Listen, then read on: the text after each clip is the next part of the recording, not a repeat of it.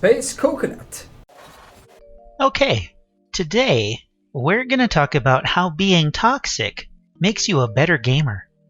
But before we get into it, the algorithm overlords have informed me that their influence over the fullness of chip bags has waned due to COVID.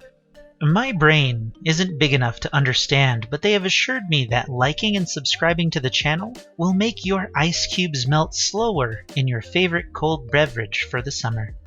So, a few days ago, I got a number of comments on a video, and one of them caught my eye. Or more accurately, just one sentence.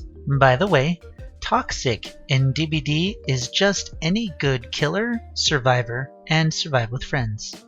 To normal players, a player is being toxic when they use game mechanics in a specific way to deliberately annoy the opposing side.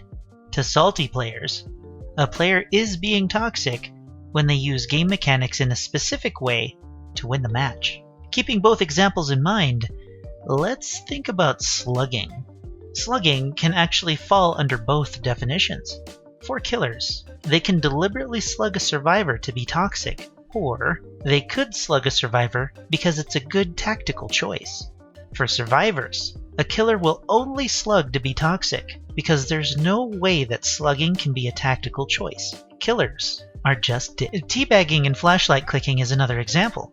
For killers, a survivor will only teabag and flashlight click because they're signaling that they're a better player than you and you should try to go for a different survivor. For survivors, if you have a loadout that is designed to keep the killer in a chase for a long time to give your team more time to work on generators, teabagging and clicking a flashlight can drive the killer to focus on you. Alternatively, a survivor can teabag and click their flashlight to be deliberately toxic, which is the primary use of these mechanics, because survivors don't think tactically. There are many ways to be a toxic player that deliberately tries to create frustration for the other side. But does being called toxic by the opposing team mean that you're a good player and they're just being salty? Or are you just a dick? There are many instances where I've been playing efficiently or doing well, only to find out later that the players I was going against thought my build was toxic, but only after they were destroyed.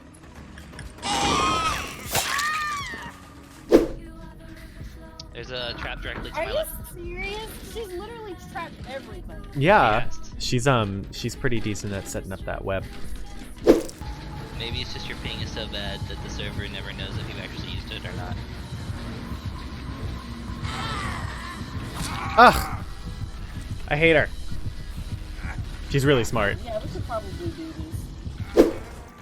this. Cause she has knockout, I can't see where you are, unfortunately. I am over here by Pussy. She's on him anyway. Dude, are you serious? Yeah. I hate this hoe. You hot. Like, you play so toxic, dude. No idea where she's at. I've never seen such a toxic build on a hag before. Right? Like, I didn't know the hag could be toxic like that. This emotional response is something to be considered, but let's get back to the topic of the video.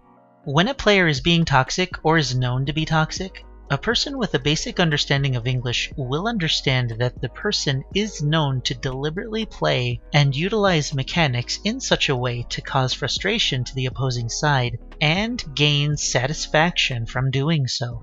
Everyone who has played Dead by Daylight has been deliberately toxic at one point or another. Everyone. So if everyone has been or is toxic, does that mean that everyone is a good player? Hardly. At this point, I honestly feel like I'm teaching an English class. A player is either skilled or unskilled, and how they play will dictate whether they're toxic or not. To make it more understandable, there are 4 types of Dead by Daylight players. A player can be exceptionally skilled and avoids being toxic, like Utsdarva. A player can be skilled or unskilled and deliberately toxic. Search for any survivor montage for an example of these 2 types of players. And then there are the garbage, unskilled players who are toxic from time to time, but largely aren't deliberately toxic, like that trash hag main Space Coconut. Now that I'm finished with the video for the most part, I kinda feel like it was a waste of time. In the end, play how you want, but if many people say you're a toxic player, it might not be because you're a good player. But I do know that teabagging will get you the hatch.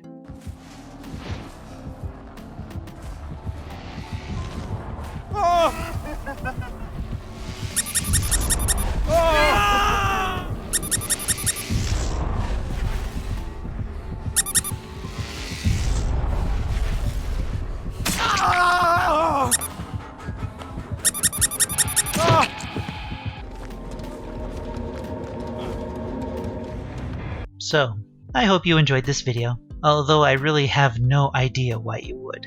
The mid-chapter patch should be out today or yesterday, depending on when this video gets out, and I'll do my best to play several matches to get a better feel about how those changes have affected the game. That might take a while though. If you have an idea for a discussion topic, leave it in the comment section because I read every comment. Also, let me know what you think of today's video. I know it's not my usual thing and I know it's not really done that well, but I mean, I said I was going to, so I should, even if I would have changed my mind at the last second. Anyway, you can leave a comment, we can have a chat about it if you want. I know my videos aren't the best, but I appreciate you folks for watching anyway. Until next time, I guess I'll see you in the fog.